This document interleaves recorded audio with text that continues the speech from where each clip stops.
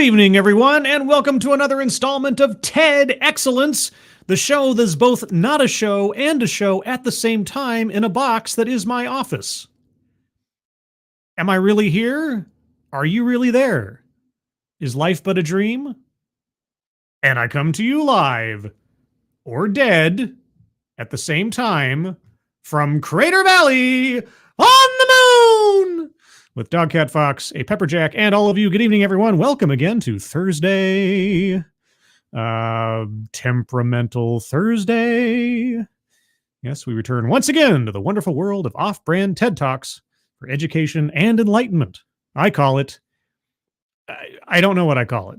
I guess I'll find out. Everything's in flux. Everything's entangled. Everything's both something and nothing at the same time. What is it? It's quantum.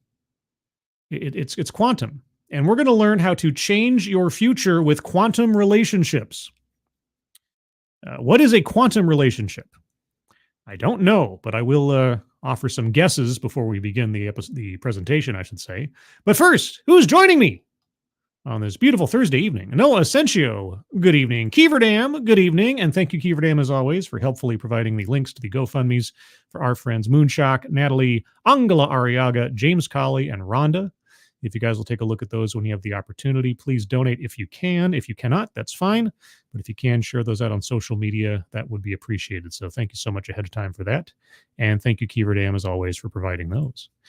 Who else is here? Tier Alexander, the Gentleman Lich, good evening. Advocatus Diaboli, good evening. Tony Giff, good evening. Rotten Corpse, good evening. Resolute Germ, good evening. Vader 35, good evening. Kiro Soldier, good evening. Attorney Eris, good evening.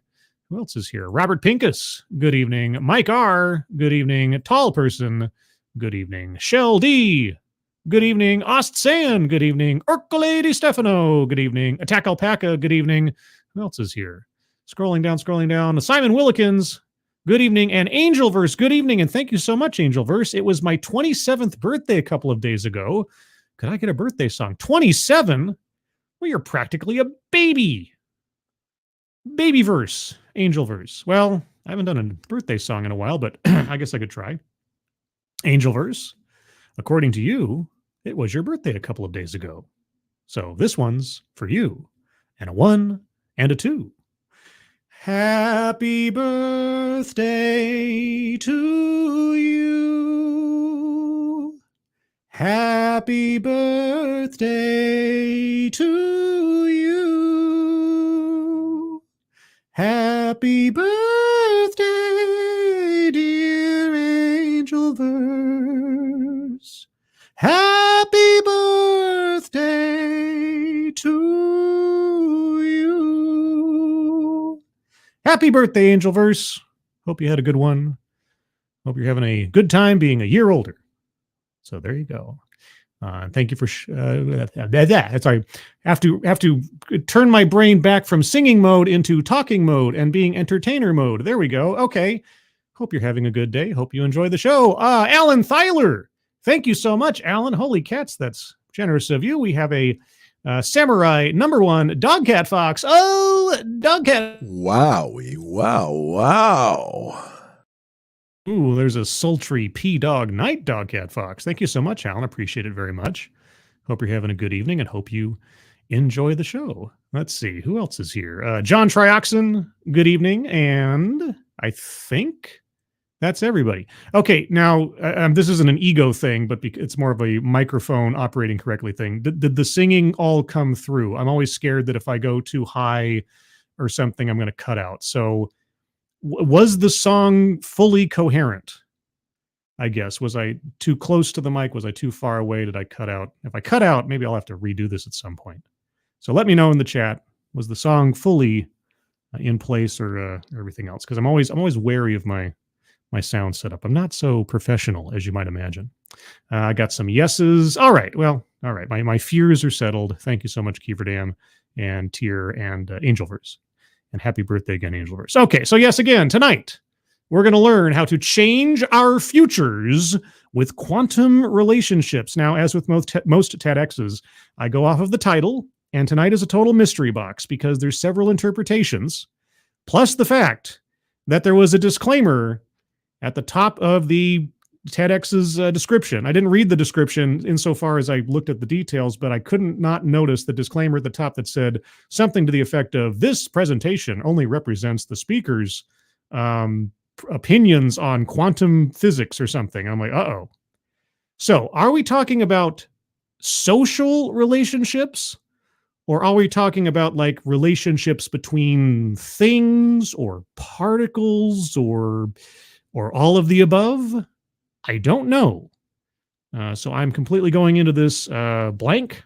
I don't know what we're going to be presented with, and neither do you, but we'll find out together. Tonight's bingo card, in fact, is bingo card A, which is not a quantum question. Links to the bingo cards are in the description. A as in Mulder and Scully, because that was the relationship that won the poll on Twitter, or X. If you'd like to join in on the poll each week for the bingo card, just follow me on X at scribe_light. Thank you, Corey Suzuki. Saw your bump on Twitter for the other stream. Was waiting for the live and live and let DEI pun. Have a good stream. Well, that isn't a stream, actually. That's a video, an actual scripted video I created as sort of a follow-up focused supplement to a previous stream I did about Louisville, Texas. So I thought the information in that stream was just too good to have diffused amongst a hour-long live stream. So I winnowed it down to its primary components and did a scripted video. So what I've put out on Twitter in the last hour or so is just a redo or reposting of my latest scripted video in a long time. I took too long to put it together, but I put it together. So yeah, if you are on Twitter or X and you see that tweet, I'd appreciate a retweet or something else. I'd like to get that one some more coverage. I think seeing a municipality, a city, just so blatantly and blithely advertise their demonstrably discriminatory employment practices, it just rubs me the wrong way, as most DEI stuff does. But for some reason, the sort of gentle hometown feel of this very regressive philosophy just kind of got my hackles up a little bit. Thus, I did a full-blown scripted video on it. Anyway, that's enough of advertising for myself. Let's get on with the presentation. This one runs just under 15 minutes, so let's get started. Remember, bingo card A, links are in the description. I'll start off with a few seconds for a sound test. You guys tell me if you can hear it, and then we will proceed. I study how the future changes real time. Oh, how the future changes real time. I think we are all studying how the future changes real time, because this is the future. And now this is the future.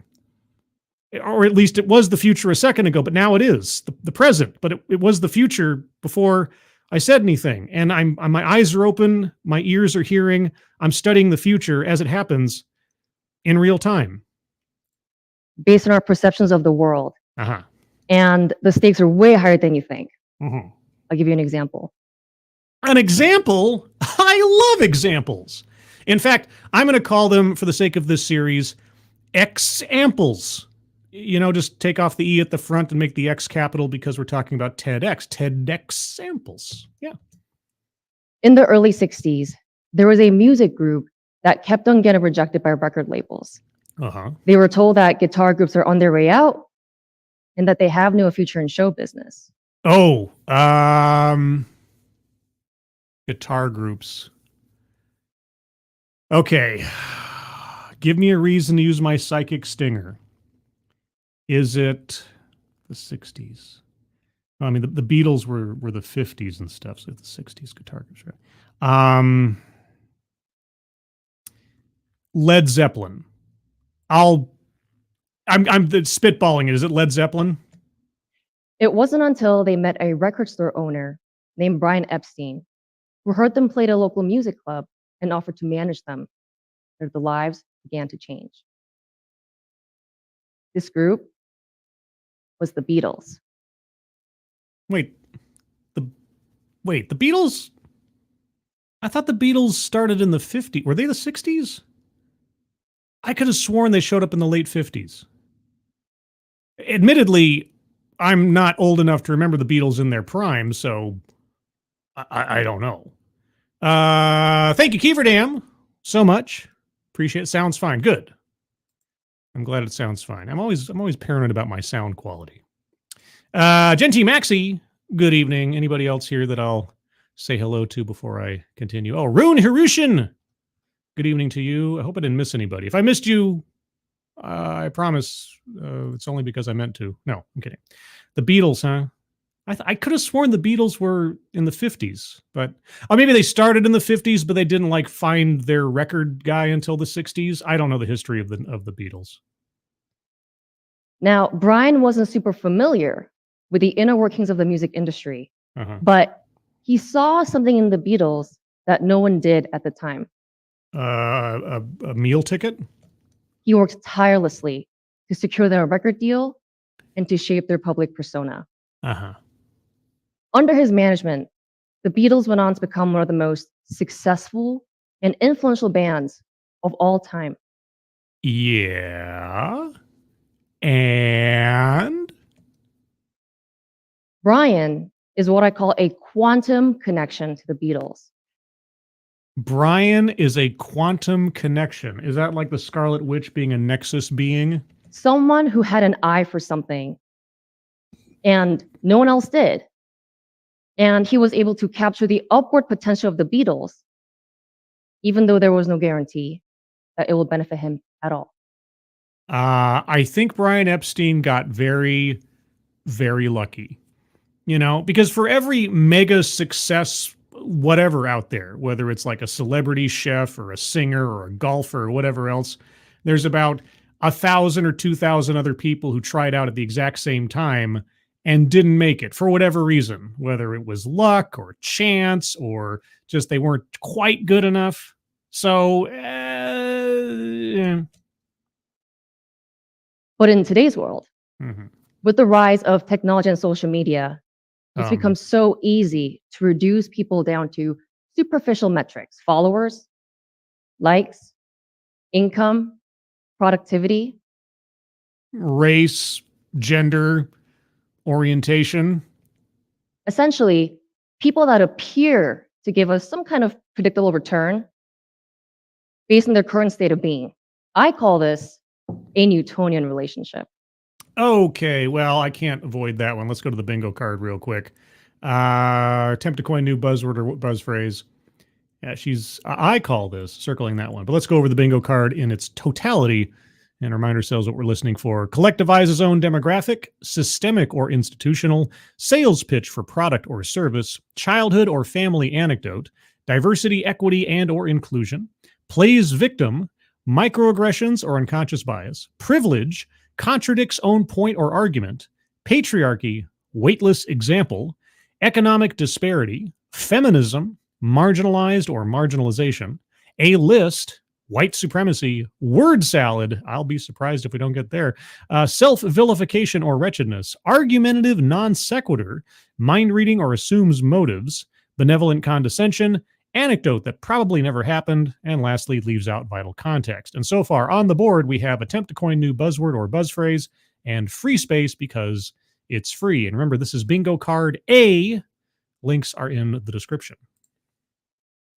But this isn't just in the entertainment industry. This happens in corporate culture, our homes, community clubs.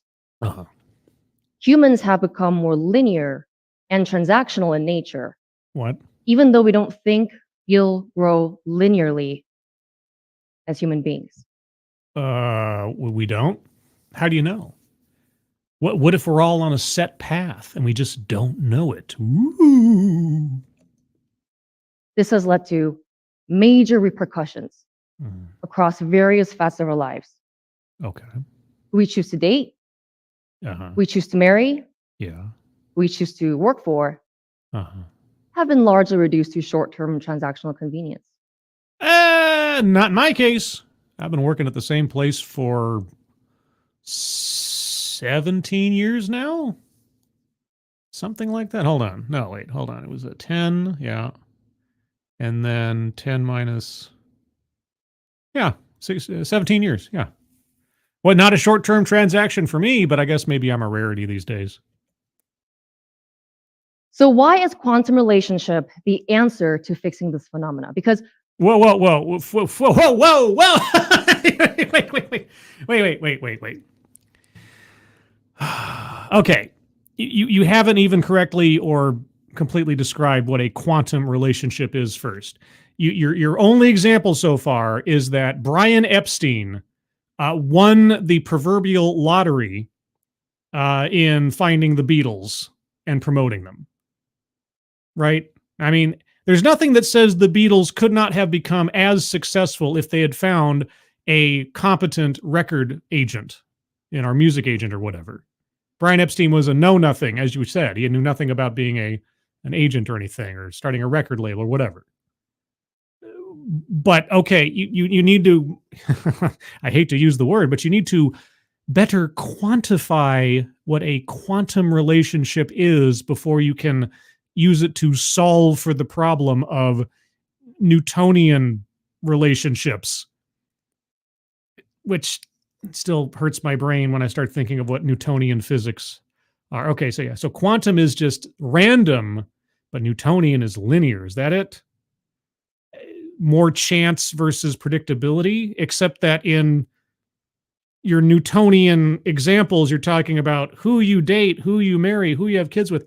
There is so much randomness and chance in that as well, right? I mean, if I end up marrying someone and having a child with them, isn't my relationship with my partner the quantum whatever that led to that child of all children being born at that time? This is starting to hurt my brain, and we're only 2 minutes into this thing. According to quantum physics, all possibilities exist, but it is our observation that can influence the outcome. And so how is Brian Epstein's observation of the Beatles' potential effectively any different than my observation of a partner becoming a wife, becoming a mother, in proceeding with a relationship? How is my experience linear in that sense versus Brian Epstein's, encountering the Beatles? Maybe I missed something. And as technological advancements and economic challenges put pressure on our time and focus, What? our ability to control what we can perceive about each other, ourselves, and the world around us has greatly diminished. We've never had control over the world. Okay, word salad. All right, boy, oh boy, I should have known what I was getting into. All right, word salad contradicts own point or argument already. If she better explains what the differential is between a Brian Epstein to Beatles relationship versus a person-to-person husband-wife, mother-father relationship, if she draws that line a bit more distinctly, then maybe I'll take back contradicts own point or argument. But her Newtonian relationship versus quantum relationship thing doesn't make any sense so far. Anyway. As you can only imagine, this greatly shapes our decision-making process, which could lead to suboptimal outcomes. What does? What? So if it is true that our perceptions can change the future, not only should we be conscious of how we perceive each other and ourselves, but we should also participate in helping each other interpret our realities more mindfully. Okay, how do you know that your perceptions change the future unless you know what the outcome would have been in the absence of me perceiving something? How could you possibly say that? I mean, the multiverse theory and all this other stuff is still just theory. We have yet to actually build the Einstein-Rosenberg bridge to alternate realities. And if you get that reference, you're a child of the 90s. But either way, my perceiving something changes the future. You know this how? Because quantum physics tells you? How do you prove that? I would love to know. Now, I know there are some studies about the observation of tiny, tiny little particles and how they change this, that, and the other if somebody's looking at them, or at least in theory. But does that mean that the future is thus altered? because if you saw the thing, then the future was what was going to be in the first place. That whole predestination. Anyway, I'm starting to have Star Trek plotline flashbacks. in order to unlock a greater collective potential. Collective. For example, Brian could have easily told the Beatles that they had no future in music. He could have, but he didn't. And that could have been the very last time that they ever tried. Could have been. Not necessarily. You don't know. No one can know. And we may have never heard their songs again. May. So if we can fortify the very pillars that our internal worlds are built on, our perceptions with quantum leadership practices, What? we may just be able to create a more invincible future together. Oh. What the fuck are you talking about? What the fuck is this? What the fuck is this? Right? Need I say more? Of course, relationships are not perfectly analogous to physics, but it is true that not a single person can observe all points of view at once. And it is also true that two people can experience the exact same events and have a completely different outcome.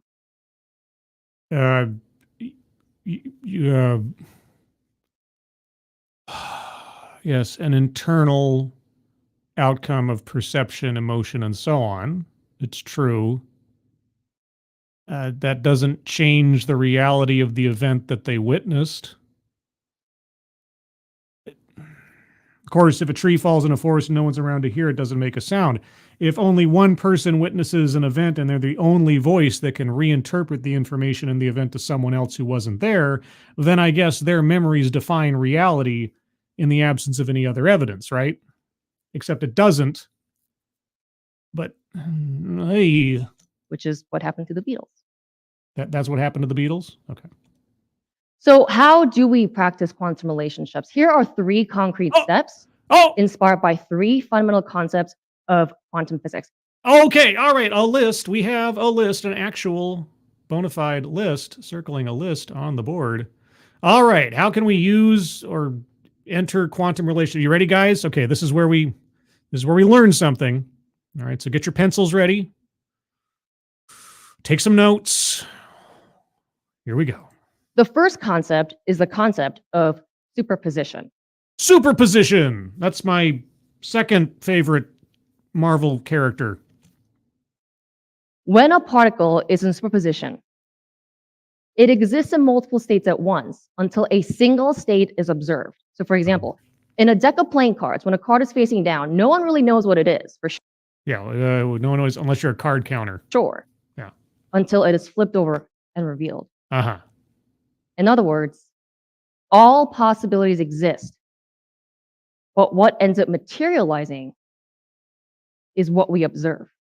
No, what ends up materializing is what the card is. Because it already is something. Our lack of knowledge does not define what's printed on the other side of the card. And our sudden realization does not rearrange the ink particles on the card to form itself into whatever it is. It is a thing at the time. I know. It probably makes sense in quantum mechanics. I'm just saying. How does this translate to a relational practice? I don't know. We can consciously choose to perceive the highest meaning in a situation. If all possibilities are real, why can't we point out the most positive interpretation of a circumstance and uplift one another rather than give a negative knee-jerk reaction? Why can't we be just blissfully optimistic about everything? Well, I don't know. I guess you could, but then wouldn't you be risking denying reality of the situation because you decide to cater your perceptions to a desired outcome regardless of what's in front of you? Am I making any sense? By the way, if you did not know, I am but a lowly English major. I'm not a physicist. I didn't take any quantum physics in college or anything. I'm not a particular philosopher of any kind. Okay. Even if we mean well, how can we not habitualize assuming or jumping to the worst conclusion? Even if we mean well. Well, I don't know. There's always that phrase, prepare for the worst, hope for the best. Having your contingencies sort of mapped out. What are we even talking about again? There are ways to encourage multiple perspectives and meanings Uh-huh. without being dishonest or unrealistic. Well, you're right. It's called anxiety disorder. I mean, when I was in the throes of anxiety, boy, oh boy, I attempted at my detriment to see every possible outcome before I took a step outside. I tell you what, I was existing in a quantum state of flux every single day. It was absolute torture. For example, Brian didn't see a version of the Beatles that everybody else saw. He simply saw a version that didn't materialize yet. Uh-huh. He didn't just decide that they had no future. Using superposition, he simply decided they needed a different audience. So is this like The Secret, the power of positive thinking? I can manifest better outcomes if I just believe it, even in the absence of evidence. The second concept is called quantum entanglement. Oh, well, that I've heard before in many science fiction television show or movie. Quantum entanglement is when two or more particles Mm-hmm. are influencing each other no matter how far apart they are. Oh, so it's like that song from An American Tail. Somewhere out there beneath a pale blue sky. Or pale moonlight. Is it pale moonlight or pale blue sky? Pale moonlight. Pale moonlight. Someone's thinking of me and loving me tonight. That kind of thing. Like no matter how far apart they're influencing each other. That kind of thing. Is the fifth element love in quantum entanglement? There is a very simple yet powerful relational technique with this. Oh, okay. Do not let your past Define your future? influence other people's futures. No! We all know not to let our own past influence our own futures. I was close. But my past does... My past informs my future. Here's the problem. What do I do with my prior experiences in life, if not to apply them, hopefully productively, as wisdom towards future events? Right? I touched the stove and it was hot. I'm going to learn not to do that again in the future. Oh, but I can't let my past influence my future. Okay, I'll keep touching the stove on the off chance that somehow, some way, there'll be some chance I have a Brian Epstein moment and the stove will turn into a butterfly. I guess. But what about other people's futures? I don't know. Our personal histories, traumas, actions very much have a ripple effect on other people because we're social creatures. But we shouldn't let our pasts influence our... How do you avoid having your past influence yours or anyone else's future? I mean, my past involves being born.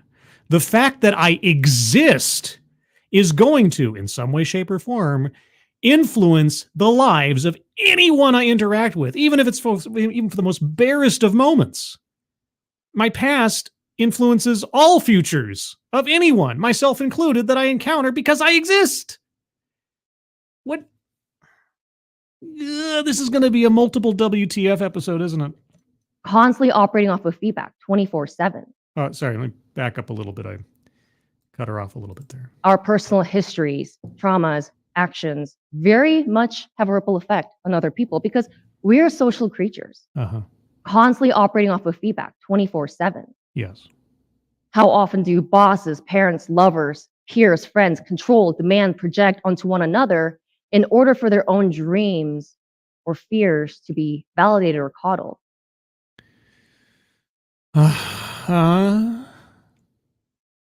And how often do people actually adjust themselves and their choices for their loved ones?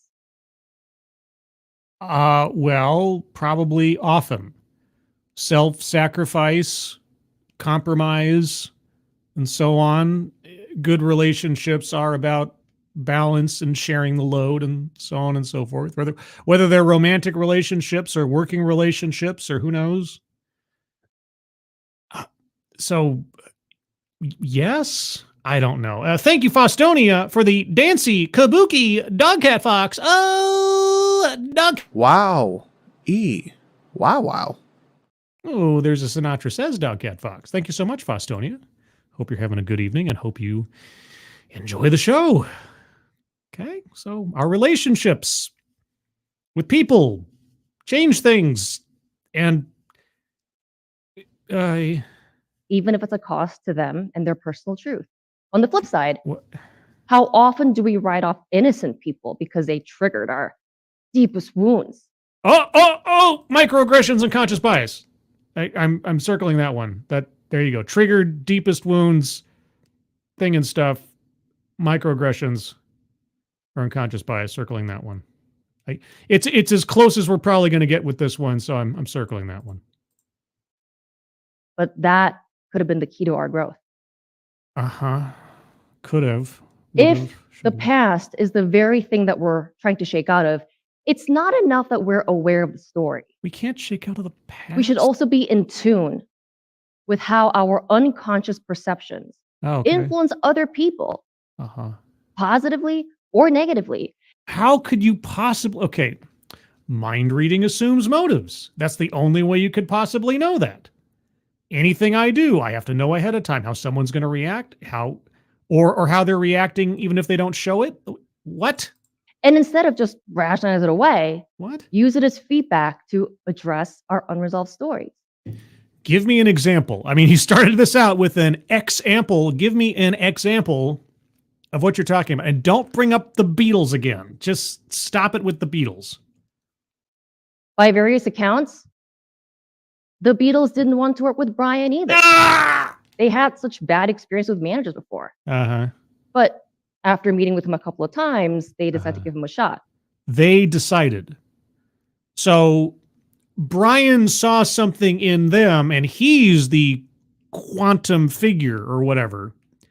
But the multiple minds, decisions, and perceptions of the band members of the Beatles is what eventually sealed the deal. So how do you know that not one of them was the one who saw the potential in Brian to lead them to their success? Maybe you've got it all wrong. Maybe it's Ringo. Or maybe it's, the Beatle that didn't make it. What was his name? It wasn't John, it wasn't Paul, it wasn't George, it was Brian or Dave or Mortimer. Who was the guy that didn't make it to the final stage of things? Pete Best. Was it Pete Best? Okay, Pete. Yeah, what if it was Pete? What if Pete was the Nexus being? What if it was him that said, maybe he was the last vote. Maybe he's the guy that convinced everybody, yeah, let's give Brian a shot. Maybe it was him. How do you know it was Brian? Remember, though, Brian wasn't very experienced. Yeah, you're right. So why do you think he was the keystone? In the music industry. Yeah. So this was still a risk regardless. Yeah. Across the board.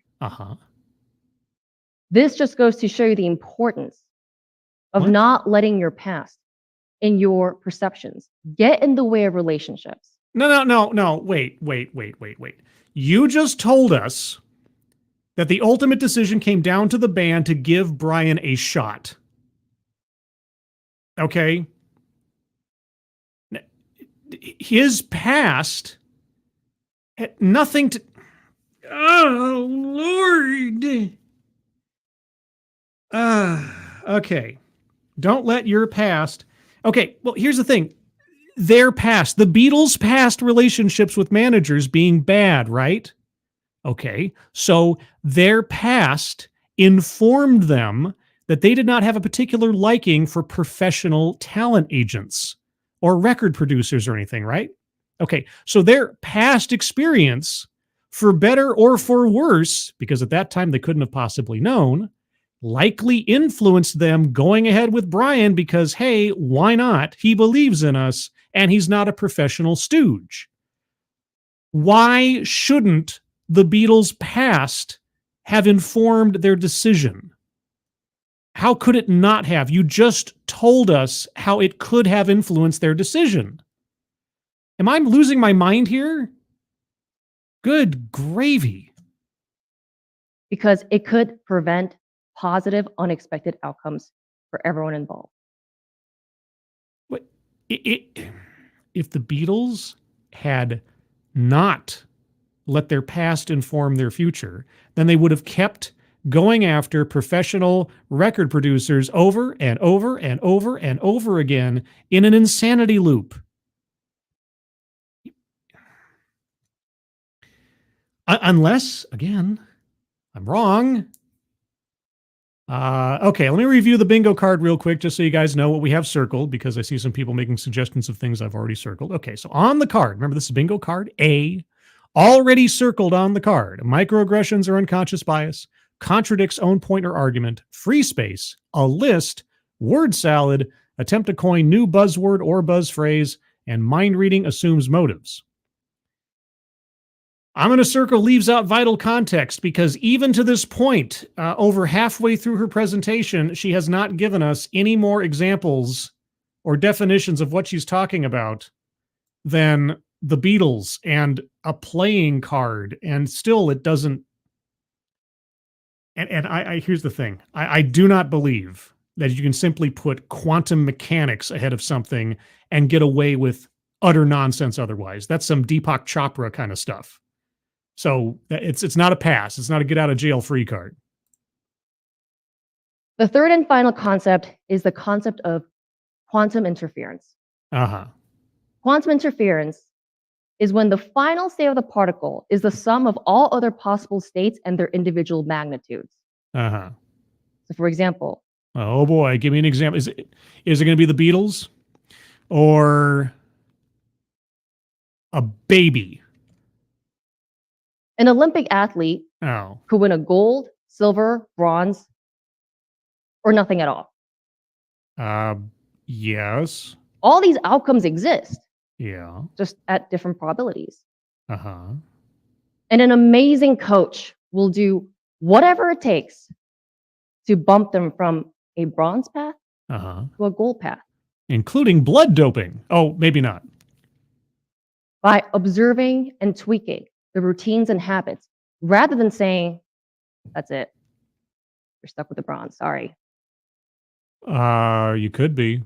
I mean, admittedly, a good coach isn't going to tell you, well, you're set to be a perpetual third place. Probably not the best coach. All right. I'll grant you that. All right. How does this translate to a relational practice? You're a paid cheerleader for your client. See yourself and others in ways that will increase the odds of success, not decrease it. People often conflate being a pessimist with being a realist.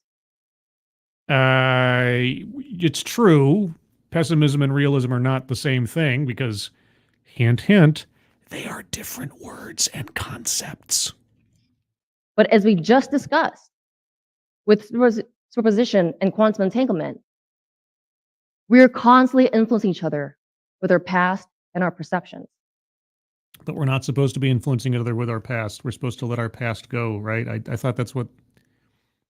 But even the best coach in the world can't make a bronze level athlete into a gold medal athlete if all they're good for is a bronze level performance. And even then, it's not a guarantee they'll even get to a bronze medal because there's other people competing. And there's always the X factor of, tripping over a rock or spraining your ankle or getting knocked down by somebody else. Or, it's just... So if the path that ends up materializing is the one with the highest probability, we need to confront the ways in which we perceive and behave. What? That not only decelerate our success, but the success of those around us. I,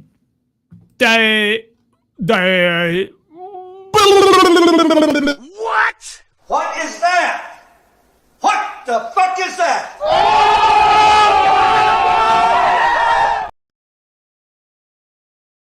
I knew we were going to have multiple of those. And no matter how dismal the situation seems, look for an angle or an opening to tilt the scale in our favor. Bring this back to the Beatles. Rather than throw the baby out with the bathwater. Beatles? The Beatles were very rough around the edges when they first met Brian. In fact, that is the reason why Brian couldn't quickly land a record deal. Oh, even though he was just this quantum entity in the Beatles' success story. But he continued to advocate for them. Oh, so it was persistence. He didn't hit the slots and hit the jackpot on the first try, you say? Okay, well, how many other quantum beings did Brian have to interact with before the one quantum being that agreed to help him or work with him go? How do you know that that person wasn't the quantum being? How do you know that person wasn't the one who saw something in both Brian, the zero experience record producer, and the Beatles, the rough around the edges band? I mean, this goes into an infinite regression, doesn't it? He continued to study where they could have a competitive edge. In fact, it was his idea that they wore suits on stage so that they appear more professional. Oh, wow. Essentially, he was obsessed with landing on a winning formula. So wait. Prior to the Beatles, musicians did not wear suits on stages. I just want to make sure that this was something that only Brian came up with. So there were no bands that employed guitars prior to the Beatles who wore suits on stage. It was his idea. Okay. Or is it just that prior to that the Beatles were wearing burlap sacks on stage? Maybe that was it. Fringed leather ponchos or something. I mean, that could be, I don't know. Rather than focusing on the failures and the rejections. In today's world. Oh, what is today's world? How many today's worlds are there right now? Across virtually every single industry, we are inundated with KPIs and early indicators of success that are designed to help us form early decisions. Or designed to help us spend our money on products that have little chance of success, but you never know. You might hit it big. It's all one big slot machine. And some of them may be completely valid. But what if some are also self-fulfilling prophecies as a result of us observing downside risk first? What if Dr. Doom was the Sorcerer Supreme? I mean, we could play this game all day. And how many wonderful opportunities can we be shutting down every single day as a result? Thousands. Because very few people, if any, can actually see the future. So you rolls your dice, you takes your chances. Today, more than ever, we need quantum relationships. People who see what data or trends don't capture. What? People who see potential in us before we see it in ourselves. I can't. Maybe it's just the pessimist in me, not the realist, the pessimist. But I feel like you could actually apply all of this to any NFT crypto scam that has come about in the last 10 years. I can see the potential before anybody else, guys. Just follow me. Give me $10,000 and I promise I'll give you a 10x return on your investment. I see the potential in you. I see the potential in the market. Trust me, I know things. I've put my information and your information into my quantum computer. Anybody else sensing a little bit of a, if not an actual con job here, then a self-induced con job? Thank you, Derek LaRue. Derek LaRue, thank you so much. Very much appreciate it, your continued support and generosity. Hope you're having a good evening and hope you enjoy the quantum sideshow we're currently writing on. I mean, you are both Derek LaRue and Auntie LaRue at the same time. You may indeed be a nexus, a quantum being. Or maybe I am. Actually, I think who is a quantum being. And you can tell him I said this. In fact, tell him without any context whatsoever. Next time you get a chance to talk to him, okay? Next time anybody here is in a chat or on a stream or in the audience for irate bear, irate Alex, let him know in all sincerity that he is a quantum being. Don't tell him what that means. Just let him know it's a compliment. That makes him very important, that he is a quantum being. If he wants clarification, well, if he really begs for clarification, just have him point his audience towards this live stream so they too can learn the secret of being a quantum being. I mean, it'll get my numbers up for whatever that's worth. And since I don't monetize these things, probably not much. In fact, the relationships that make us the most resilient, powerful, and well-rounded are not the ones that are the most convenient or comfortable. We all know that one person that lifted us out of dark times when we didn't want to get out of it. Well, what if that was a good friend and I'm comfortable with them? I mean, the situation I was in was uncomfortable. Maybe they're a comfortable person in my life. Why am I bothering to try to clarify? I don't know. We all know that one person that told us to go start the company when we didn't think we were qualified. Mm-hmm. We all know that one person that gave us very difficult truth at the cost of losing the relationship, but their perspective and insights change our lives forever. So does that make them a quantum being by that one interaction? Similarly, the most consciousness-raising inventions and movies of all time. Are you going to bring up a Black Panther? I'm trying to have a psychic moment here. I'm trying to see through all the possible quantum entanglements and string theories and multiverse. Black Panther. Were not the ones that were really popular at first. Oh, okay. John Carpenter's The Thing. Or no, it's going to be some other Gone with the Wind, Wizard of Oz. I don't know.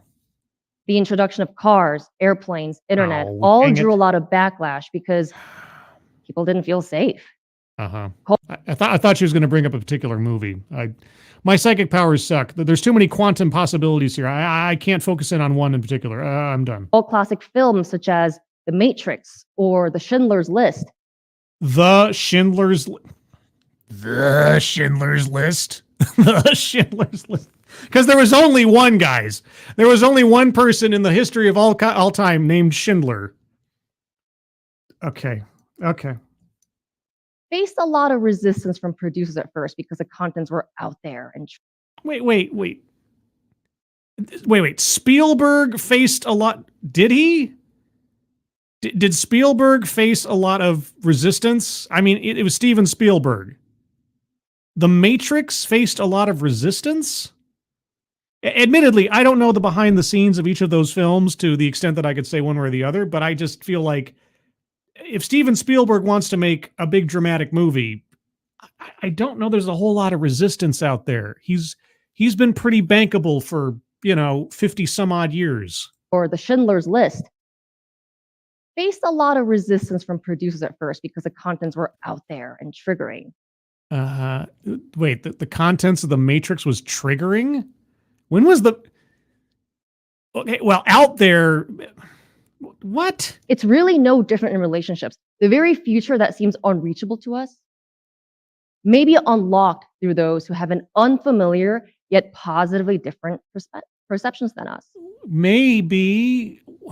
So the true implication of quantum relationship is self-responsibility.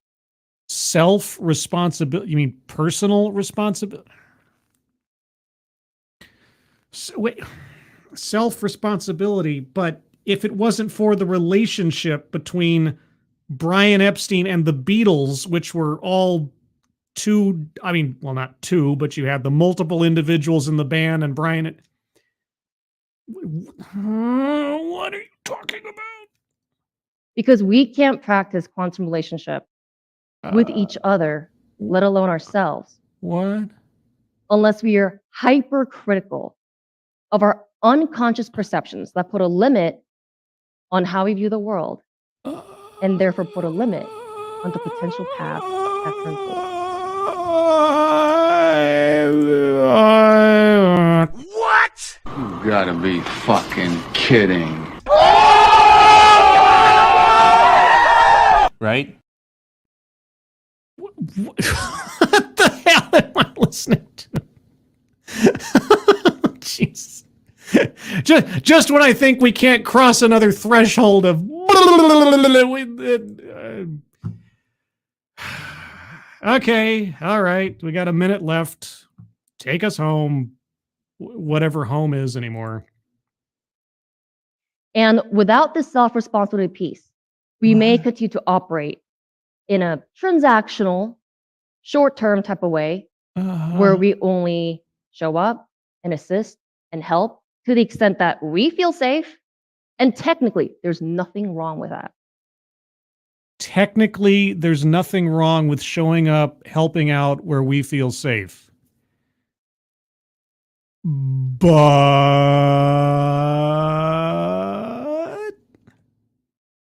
Except... No! I can't even get that right! Except... Take off the E, capitalize the X. We don't have examples, but we have an except. all it does is protect us from the downside risk of a relationship. Yes. And what might inform that? Right? If I see red flags in a particular relationship, whether it's romantic, personal, or otherwise, because I have had past experiences that tell me those are red flags for me. They might not be red flags for other people. What if they are? Well, then my past is informing my future and influencing my future. But I should take the insanity loop direction and just say, hell with all those warning signs or things that tell me ahead of time what might or might not be healthy for me. To heck with that. Let's just dive in anyway. Quantum theory will save me from my own wisdom. Rather than capture the upward potential. Upward potential. So if we can fortify the very pillars that our internal worlds are built on with quantum relationship practices, we are giving ourselves permission to expand our mental and emotional real estates in directions that our past selves would have never thought possible. But my past self can't think because my past self doesn't inform my present. I have to constantly be... I have to be the guy from Memento, where everything in my past disappears every 5 minutes and I start over from scratch and I can only remind myself what's going on with tattoos and photographs and things, right? When she talked about your past not informing your future, that's the first thing that came to my mind. The main guy from Memento. Just his past was erased every 5 minutes. Great movie, by the way. If you haven't seen Memento, can't recommend it more highly. I think it's Christopher Nolan's first big budget movie, or at least modestly sized budget. There was a movie he did before that called Following, which was interesting, but Memento was better. So if there's one thing you can take away from this today, just the one thing, it's...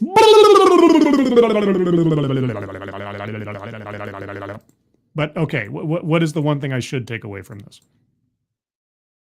So if there's one thing you can take away from this today to start practicing quantum relationship, yes, it is this. Okay. Instead of asking, what can you do for me? Start asking, what do you see that I don't? Try this and see how your future changes real time. Thank you.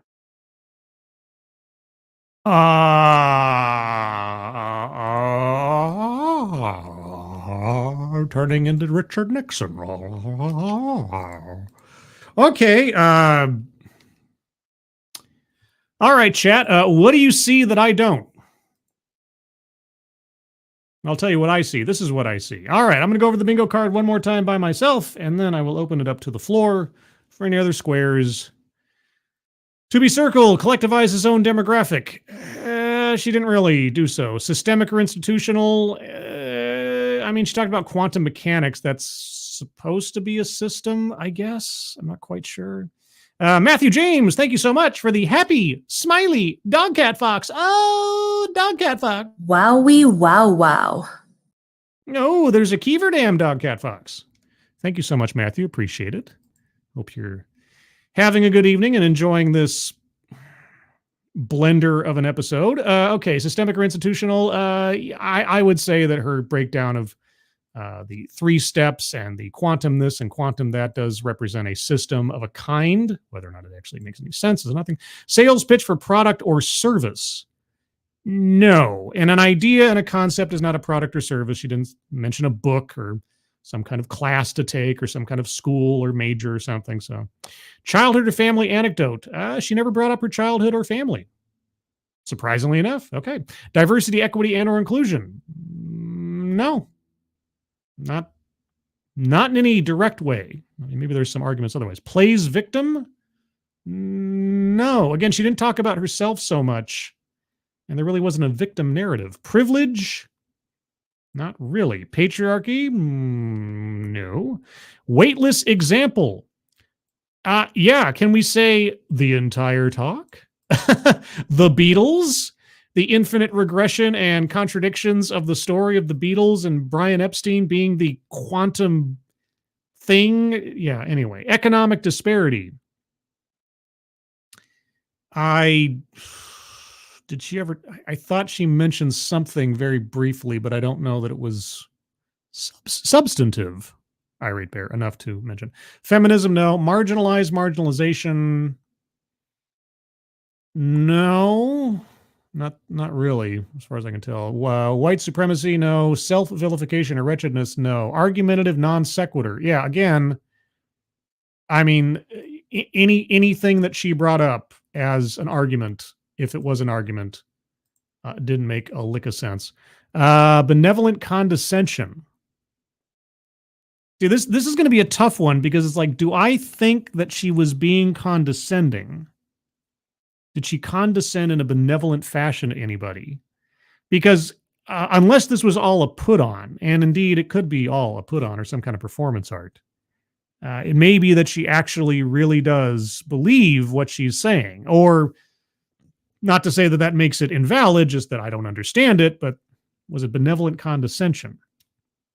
I didn't feel condescended to, or that she was pointing out or singling out any demographic or individual or anything for condescension. So, no, wait. You know what? At the very beginning, where she like extolled the quantum virtue of Brian Epstein and his interaction with the Beatles, but then denigrated such mundane interactions as meeting someone who you then date, who you then marry, who you then have a kid with. Yeah, you know what? I'm going to circle that one. I think I talked myself into that one. And lastly, anecdote that probably never happened. Well, it is not a never happened thing. I'm assuming, I'm not a Beatles historian or anything, but I'm going to assume, unless somebody tells me otherwise, that generally speaking, all the little bits and pieces about the Brian Epstein Beatles story are generally true. But other than that, she didn't give us much of an anecdote list to choose from. So it was the card, the playing card, or it was the Beatles. So at least I can't think of one that would fit. So anyway, that's the card as I have it. If you have any arguments for squares to be circled, put them in the chat now. Be sure to tag me in your comment. It makes me see it easier. And if I don't get to it, just repost it.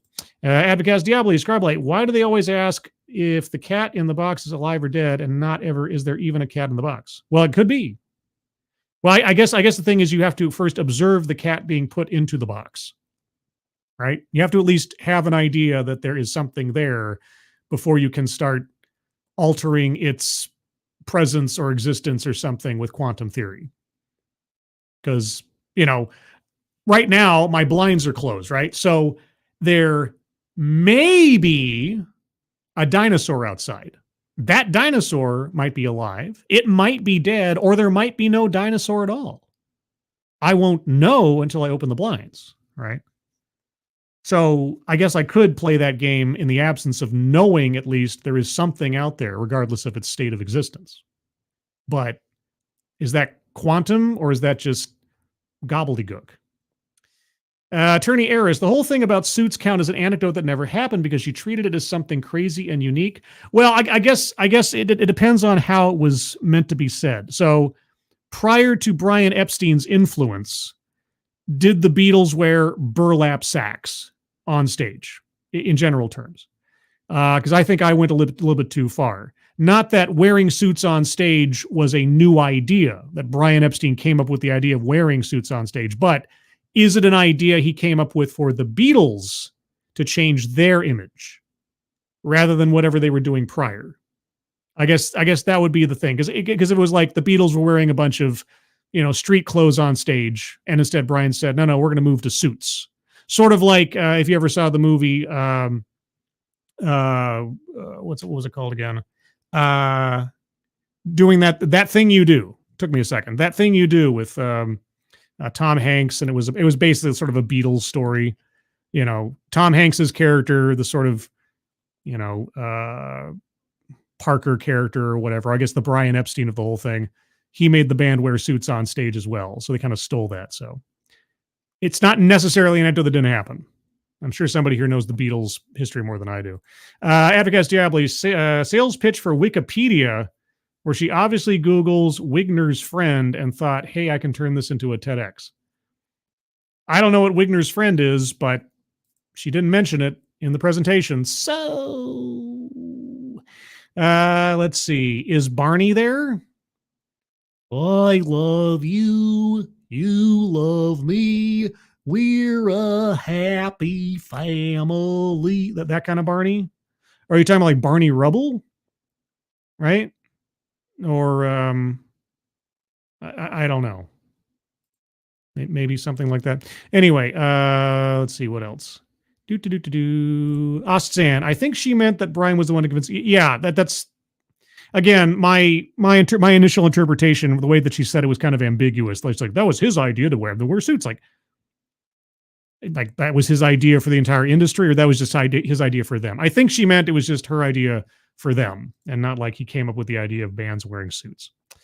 Let's see, Advocast. I'm just throwing shit on the wall at this point. This was too disjointed, even hit squared. Yeah, it was all over the place, but it was very focused on one thing and didn't really go outside the cat box in its, anyway. Kirasojo, yes, Barney the dinosaur. Oh, you mean outside my window? I suppose it could. I mean, it might as well. Quantum physics means that Barney the purple dinosaur might be outside my my window right now, which would be more than a little disturbing.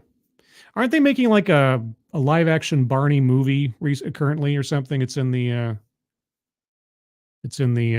workings in pre-production, something like that. Anyway, unless somebody's got a really revelatory argument for a square to be circled, I think we might have hit the proverbial quantum wall on this one. Is there such a concept as a quantum wall? I don't know.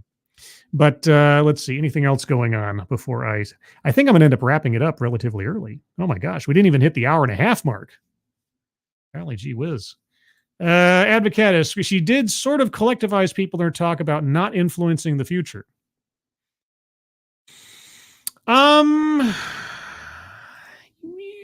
Well, I mean, if we wanted to be really picky, she says, quantum reality and quantum interference and quantum superposition, everything everywhere all at once, so to speak. That does collectivize everything everywhere all at once. So sure, why not? It's not a bingo square anyway, and I don't think we're getting any bingos out of this, strangely enough. But there is a future where we did get the full card filled up. If this card had different squares in a different arrangement in an alternate reality.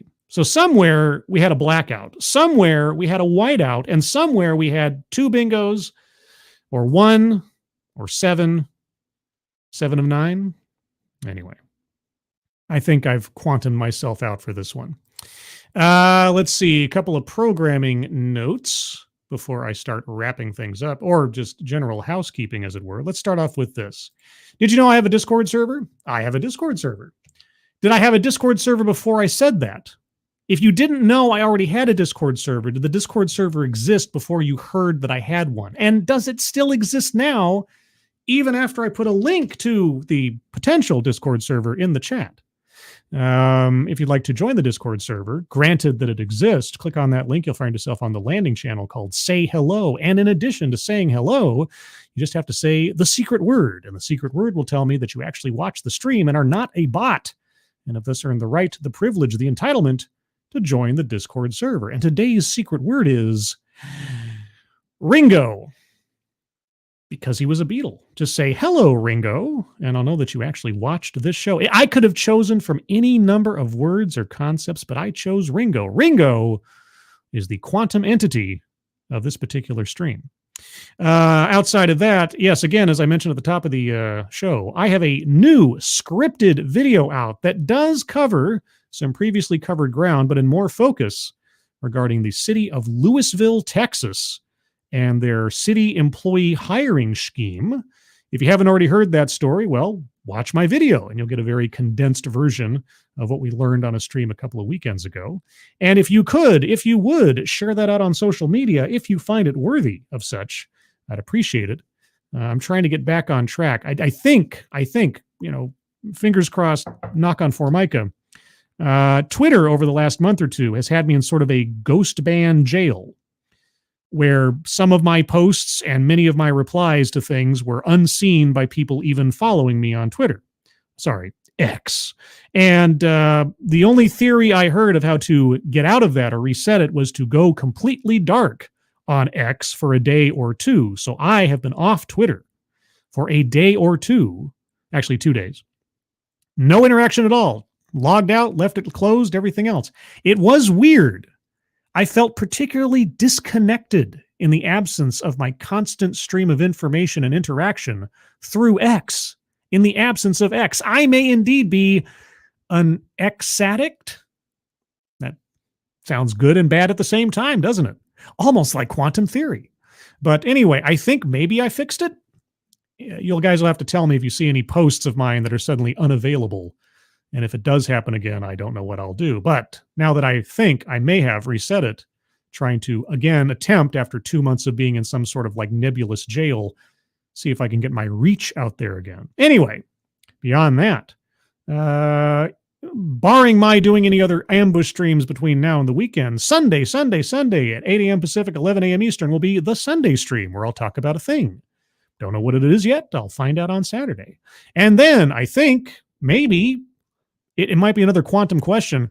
Sunday at 6 p.m. Pacific, 9 p.m. Eastern over on Midnight's Edge After Dark. I should be there for the panel discussion called The Shit List, where we will go over our top 5 choices of something. I don't even know what the topic is this week yet. I better find out. I better bug Tom Connors if he hasn't already said and I just missed it somehow. Anyway, with all that being said, everyone, thank you so much for joining me for this quantum experience, quantum mania. I almost went with that for the thumbnail, and I guessed at the title of the thumbnail for what we might encounter in the quantum double speak, but I guess I was right. Maybe that was my psychic moment. Was that my psychic moment? I'm going to say that was my psychic moment.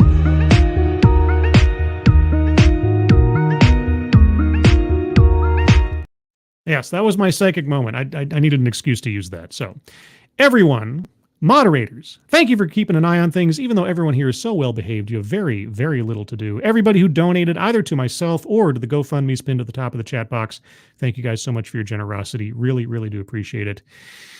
And for the rest of you, or everyone inclusive, all at once in the superposition of life, I hope you all enjoy the rest of your Thursday. Your Friday is a nice and calm and relaxing one. I hope the weekend ahead is fun and as well relaxing. I hope you are all safe and well. If you are not well, please get well soon.